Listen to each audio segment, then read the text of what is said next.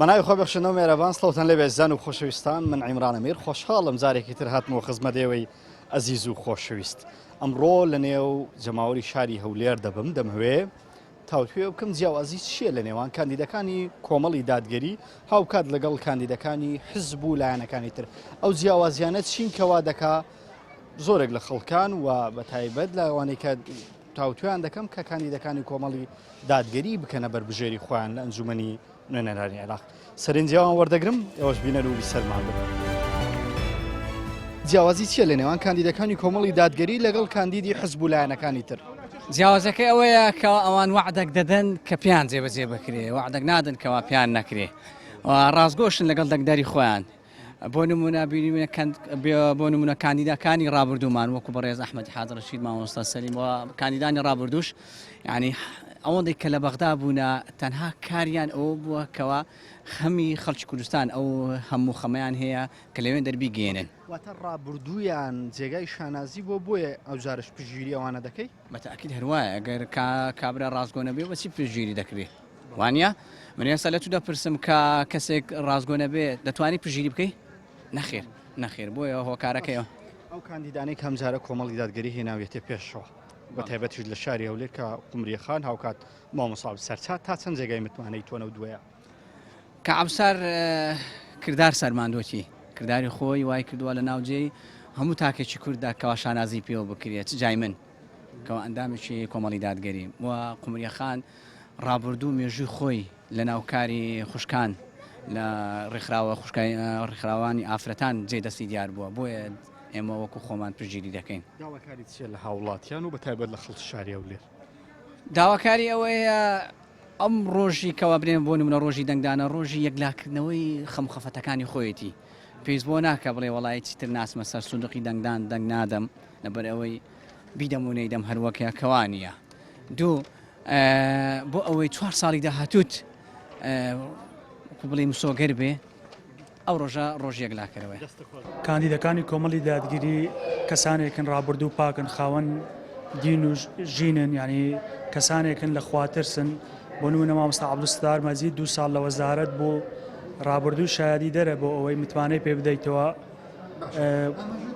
کەسانی لە خواترسن ئەگەر کەسێکی لە خواترس بکەیتە نوێنەری خۆت لە ئەنجومەنی نوێنەرانی عێراق چی دەبێ ینی جیاوازی چیە لەگەڵ کەسانی تر؟ داکۆچی لە مافەکانت دەکاتن کەسانێک نییە ینی بەس بۆ پڕکردنی گیرفانی خۆیان و کەسانێک بنیانی لە خواترز نەبن. تەمان ئەوەی کە جیاوازەکانی کاندیدانی ئێمە لەگەڵ کاندیدی لایەنە سیاسیەکانی دیکە ئەوەیە لە ڕابردووە سەرماندویانە کە خەمخۆری میلەتن دەست پاکن دەست بە دەستنوێژن هیچ کاتێک ئامادەن خیانەت لەو ئەمانەتە بکەن کە خەڵک و هەم خوای گەورەش بەوانی داوە خیانەتی تێدا بکەن. جا بەڕاستی ئەومن کە زۆر پێی سەربەرزین و وەزیرەکانمان ئەندام پەرلەمانەکانمان ئەوانە لە ئەنجومەنی پارێزگاکان بووینە خەڵک هەموو شایدی چاچی باشانە بۆ دەداتن بە هیوای ئەوەن کە خەڵکیش ئەو لەبیر نەکاتن ئەو هەڵوێستە جوانانەی کە هەیان بووە. تۆکو خۆت شانازی بە ڕابردوویان دەکەی؟ بە دڵنیاییەوە من بەڕاستی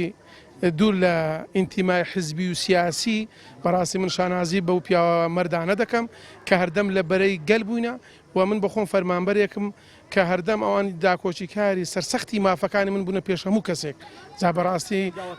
هاوڵاتیان سبە هاوڵاتیان دەڵێ لە ئێستاکە لە نزیک دەبینەوە وردە لە ڕۆژی هەڵبژاردا. من یەکشت بە هەموو فەرمانبەران و خەڵکی کوردستان و خەڵکی ڕەشڕوتی مافخوراوی ئەم وڵاتە دەڵێم کاتی هەڵوێستا ئینسانیش بە هەڵوێستەکانی دەناسرێ ئێستاکە واز لە بەڵێنی درۆی نەبینن کاندیدەکانی هەموو لایەنەکانی دیکەتان کاندید کردو بە تایبەتیش کاندیدی دەسەڵات هەر هەمویان لە غەیری بەڵێنی درۆەوە هیچ تێشیان لە بۆ خەڵکە نەکردووە تەنها ئەوانە بوونە کە خەڵکی ڕازگۆ و دەست بە دەستنوێژ بووینە کە داکۆژیکاری سەرسەختی مافەکانیان بووینە. جا بەڕاستی ئینسانیش وەکو وەفایەک حەقی ئەوەیە و خەڵکە ئەو مافی خۆی لەبیر نەکە ئەو زۆر مستەمەی کە چەند ساڵی کراوە لەبیری نەکاتن و بە هیوایەوە خەڵکیش بە زۆر بە گوڕوتینەوە بچێتە سەر سندوقەکانی دەنگدان دەنگ بەو کاندیدە بە ڕێزانە بداتن کە داکۆشیکاری مافەکانە بووینە.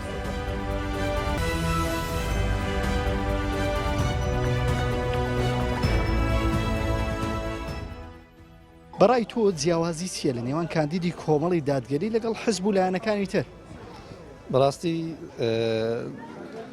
هاوڵاتی پێویستە کاندیدێک هەڵبژێرێ با بەڵێنی بریقەدار و گەورەی نەبێ، بەڵام ئەو بەڵێنێکە دەیدا بیباتە سەر پێی بکرێ. ئەوە نییە تۆ بەڵێنی بریقەدارت هەبێ، گرنگەوە بەڵێنانەی دەیدەی بوێتێ سەر. بەتاکید لەگەڵ ئەوەی کە ئەو بەڵێنە ڕابردیشی پاک بێ، زایدەن کاندیدەکانی کۆمەڵ پێت وایە ڕابردویان پاک بووە یان شتێک وای کردووە تۆ پژگیری ئەم کاندیدانە بکەیت؟ حقیقەتەن کۆمەڵی دادگەری کە ڕابوونێکی هیناوە تا ئێستاکە بە باوەڕ و عەقیدەی ئیسلامی، بۆیە گرنگە هاوڵاتی ئەوەی لەبیر بێکەوە ئەو کەسانێکەوە هەڵدەبژێری یەکەمیشت پاڵپشتی ئاینەکەی بکە، سەرخەری ئاینەکەی بێ، پاشان خەمی ملەت و هاوڵاتی بێ. جیاوازی نێوان کاندیدی کۆمەڵی دادگەری و کاندیدەکانی حیزبەکانی تر ئەوەیە کە کۆمەڵی دادگەری دەست بە دەست نوێژ و پاکن، ڕابردوێکی جوانیان هەیە، خاوێنن و لای هەموو خەڵکی خۆشەویستن بێ جیاوازی، و کاندیدەکانی کۆمەڵی دادگەری بە تایبەتی لۆ کۆمەڵی دادگەری ئیش ناکەن، گشتگیرە یعنی ڕابردوو لە ئەنجومەنی نوێنەرانی عێراق لە پەرلەمانی عێراق لە کاندیدەکانی کۆمەڵ و نوێنەرەکانی کۆمەڵ ڕازی بووین؟ بەڵێ بە تاکید زۆر ڕازی بووین، چونکە بە گشتی ئیشیان کردووە لەوێ بەڕاستی. یعنی ئێستا بۆ نمونە ئەحمەدی حاجی ڕەشید و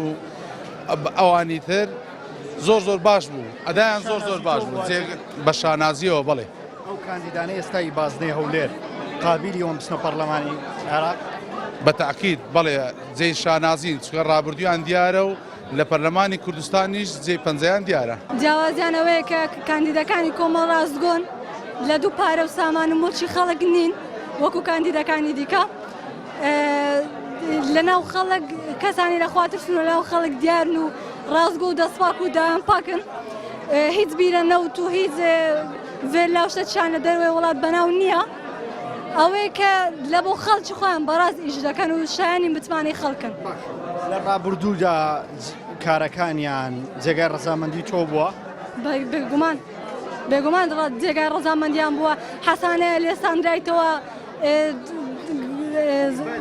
لە پێناو دیفاعکردن لە مافی خەڵک، زۆر کەس و کاریان لە مەترسیدا بوون، بۆ خۆیان لە مەترسیدا بوون، ئەوەی کە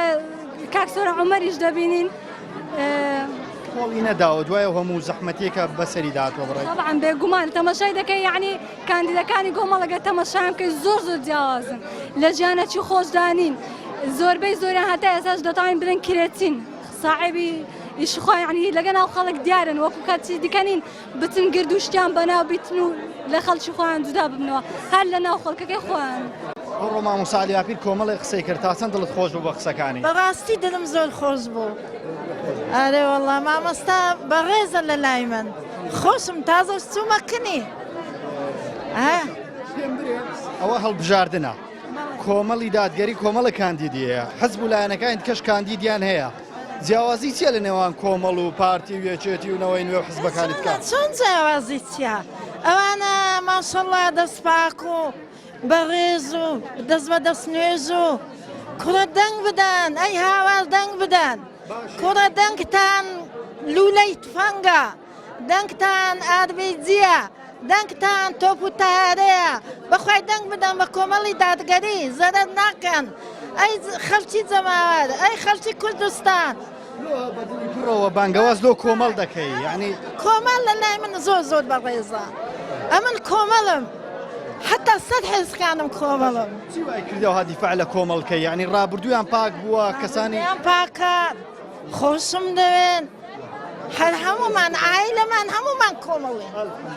هەر هەمومان کۆمەڵین، حتا سەد کەسی زیاتر کۆمەڵین.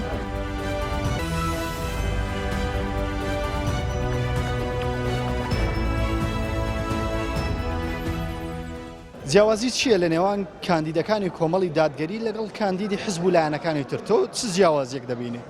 بسم الله الرحمن الرحیم، دەستان خۆش بی. وەکو جیاوازی نەک هەر من کە قسەی لەسەر بکەم، لای هەموو خەڵکی ڕوون و ئاشکرایە،